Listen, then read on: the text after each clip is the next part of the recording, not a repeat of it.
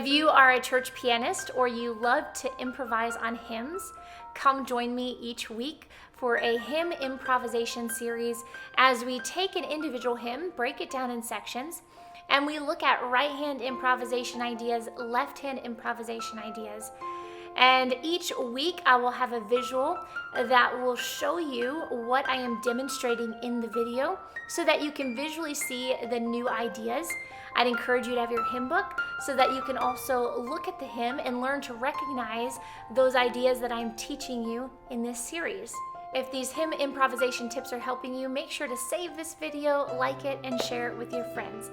So let's get started today improvising on a hymn. We're going to jump back into the hymn Since I Have Been Redeemed. This is part 2. In part 1, we talked about a left-hand bass motion on just the verse. For part 2, we're going to talk about a right-hand idea for the chorus. And we're going to talk about something that I enjoy doing when I play this hymn and really dealing with a little bit more scale work in the right hand. Now, in this idea that I'm giving you today, the left hand really isn't going to be doing much. We're doing a basic left hand to really focus on a clean right hand, making sure that our right hand is solid. So left hand is going to be doing some octave chording, really basic, and then some rolling. So as we look at the hymn and the chorus part of Since I Have Been Redeemed, this is one of many hymns where the sopranos will hold a melody line and everybody else will echo underneath.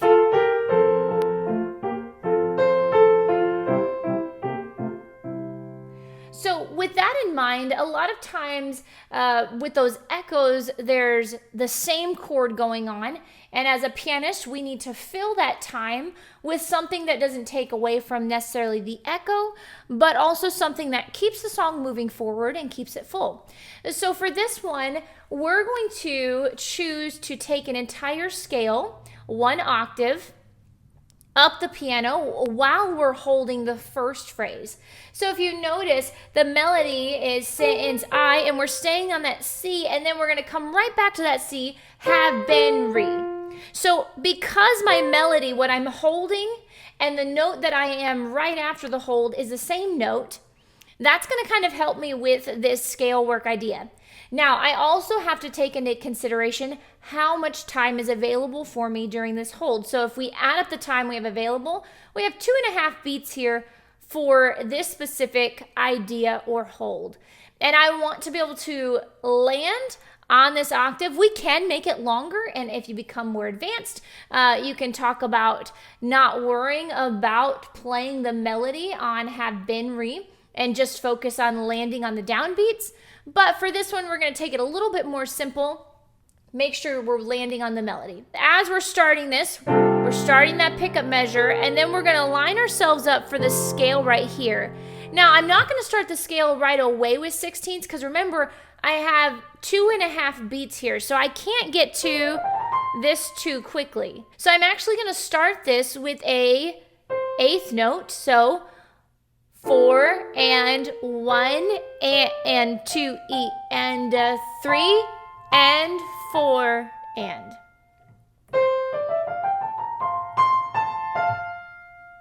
Now on this next hold, we're going to take that scale and we're going to go back down from C. And we're going to go a little farther than C this time. So we're going to take it all the way down to an A, which is right before the next melody note. And we're going to take it for 3 beats this time. So starting off with the same rhythm, holding an 8th note, 1 and 2 E and 3 E and 4 and. So let's put that kind of scale work into context.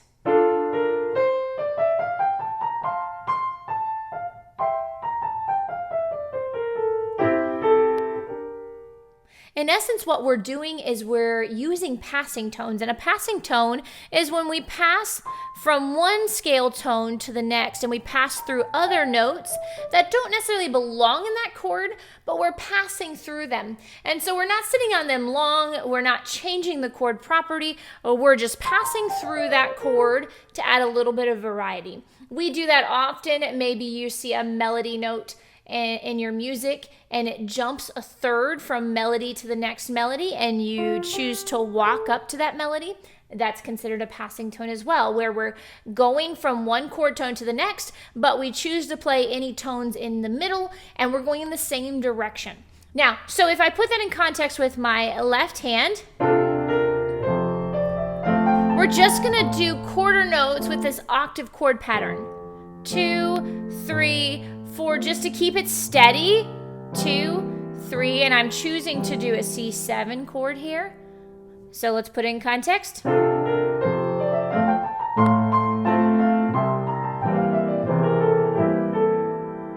on this next phrase here, I really love the alto note. If you notice in your hymn book, the altos sing, "Since I have been redeemed." It's this beautiful step down motion. So we're going to keep it. I love playing it there. So let's just keep it. We're back down in the original register.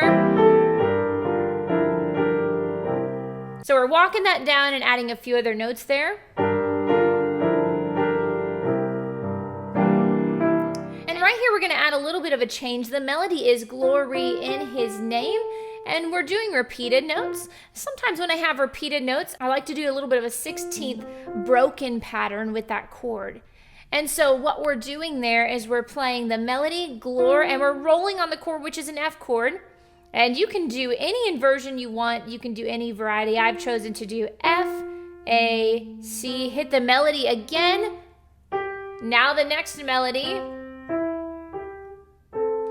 And then we're playing name. So let me put that in context and let's back up to after we've played our scales, "Since I have been redeemed." And here's where the altos do their nice, beautiful harmony walking down.